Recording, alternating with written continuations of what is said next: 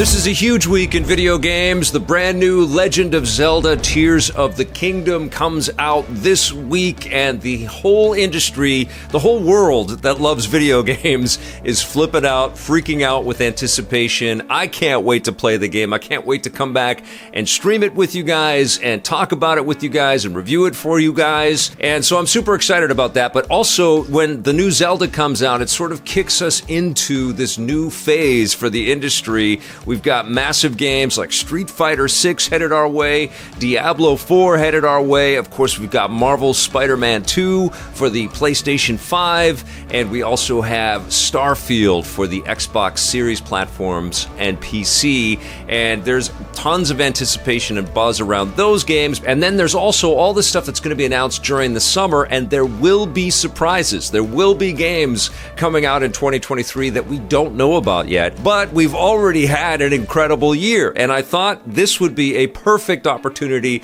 to put together a top 10 list of the best games that have come out in 2023 before Zelda. And let's start with number 10, and that is Horizon Call of the Mountain. This is going to be the only VR game that I'm going to talk about on this list. And I don't know if it's the best VR game, but it's an incredible launch title with the PlayStation VR 2. It's absolutely beautiful. It uses a lot of mechanics that we've seen in other video games in VR, like climbing up a mountain and using a bow and arrow and using zip lines and things like that. But it does all of these things utilizing the incredibly beautiful narrative of the Horizon franchise, and it really is transportive. It's an excellent showpiece for the hardware of the PlayStation VR 2, and it's absolutely gorgeous. So I think it's a must-buy piece of software with that hardware, even if it's not the best utilization of that hardware. I still think Gran Turismo 7 is probably that killer app that really shows you why you invested in the PlayStation VR 2. But Horizon Call of the Mountain is an absolute success. Number 9 on my list is Tango Gameworks Hi-Fi Rush, which was stealth dropped earlier this year for the Xbox platforms and the PC.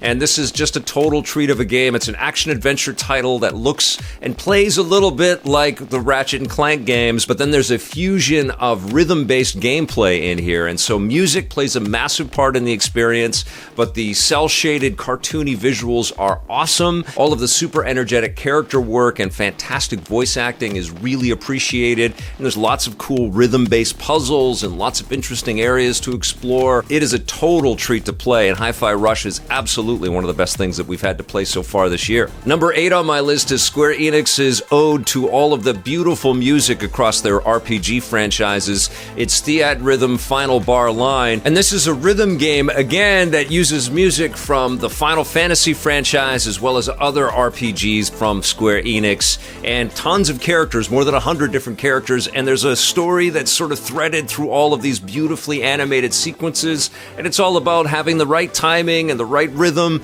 to be able to conquer the boss battles and the creatures that you're going to fight using music in this exquisite game. It's absolutely transportive. I was lucky enough to be playing this game on my Nintendo Switch while I was traveling on a plane, and I was just in heaven. Theatrhythm Final Bar Line is an absolute treasure, a fantastic experience, especially for hardcore fans of Final Fantasy. Another incredible experience developed by Square Enix is Octopath Traveler 2, which is lifting off on the HD 2D shock and awe that the first Octopath Traveler dropped on the planet, and of course there's been a few of these great HD 2D games since then. But Traveler 2, I think, really delivers on threading storylines with interesting characters, traversing this vast land and seeing how you're going to intersect with each of the 8 characters that you get to live in the boots of, and all of the storytelling and the voice acting and the music and of course those sumptuous visuals really take your breath away. This is an excellent RPG, and I'm really glad that Square Enix has had success building games that look like this, and it sounds like and looks like we're going to have a lot more of this flavor of game to come, which makes me incredibly happy. But Octopath Traveler 2 is a must-play if you haven't checked this one out yet. Another sensational RPG that we've had this year, it's been a lot of great RPGs this year, is Fire Emblem Engage, which of course also fuses that tried and true tactical turn-based strategy gameplay experience that Fire Emblem games have been famous for decades. And this is a really cool experience because there there is this homage to previous iterations of Fire Emblem games,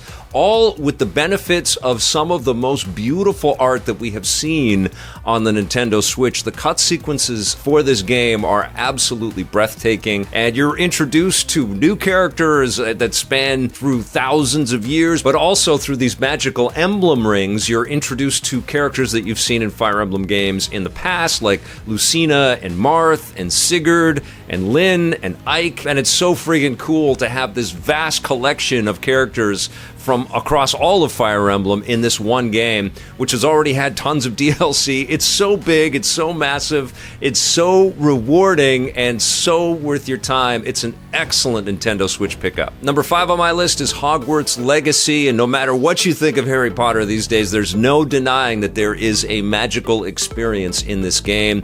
You play as one of the students, that you custom build the character, and you cruise around Hogwarts and the surrounding landscape.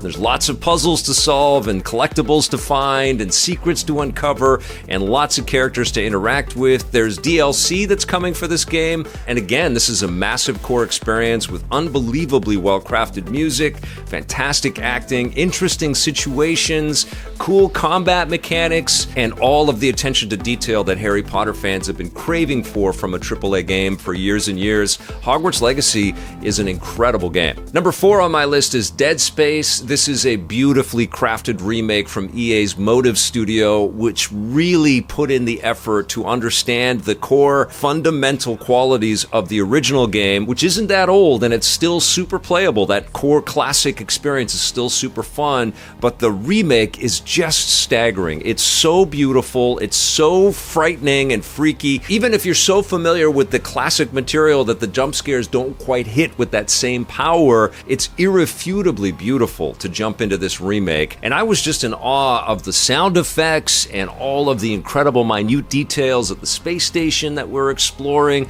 All of the anti-gravity sequences were just so stunning. It was such a trip to play this game. Really cool weapon mechanics and upgrade systems in the game, and around every corner was the opportunity for the developers to surprise us with something absolutely terrifying. Dead Space was insanely cool to experience. The classic still is as well, but if you really want kind of state-of-the-art in terror, you gotta check out Dead Space. Number 3 on my list is Star Wars Jedi Survivor, which I just finished days ago, and it's still resonating strongly in my mind. Cal Kestis and BD1 go on this extraordinary adventure in this game, and there's lots of really interesting lore pulled from many eras across the Star Wars mythology. The story is incredible in this game, and I'm not going to spoil anything here. You have to experience this one, but again, this is a game where you definitely don't want to just jump into this game. You want to play Jedi Fallen Order because it's sort of the middle point, the Empire Strikes Back of Cal Kestis' story, and it's not to be missed if you're a Star Wars fan at all, or if you happen to like just action-adventure games where you get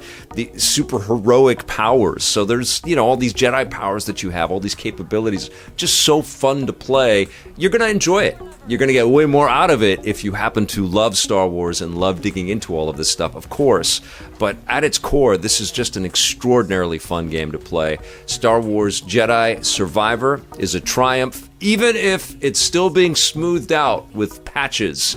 And number 2 is another remake, but this was a game that everybody was a little bit trepidatious of, a little nervous of, because Resident Evil 4 stands as kind of the high point in the survival horror genre, and there were lots of ways that Capcom could have screwed it up, but Resident Evil 4 Remake is just outstanding. It's an incredibly cool survival horror experience that's going to scare you, but it also leans a lot more into the action category, and Leon Kennedy gets all kinds of cool weapons and abilities and just this great sense of self and his sassy attitude and the different characters that he engages with. All of the storytelling has been refined and improved and enhanced, not to mention the visual fidelity of the game and the moody qualities of the incredible environments and the art that we get to experience in this title. The soundtrack is amazing. It's satisfying from minute one until you complete the game. It is another outstanding triumph from Capcom with regards to the recent Resident Evil remakes. They are killing it,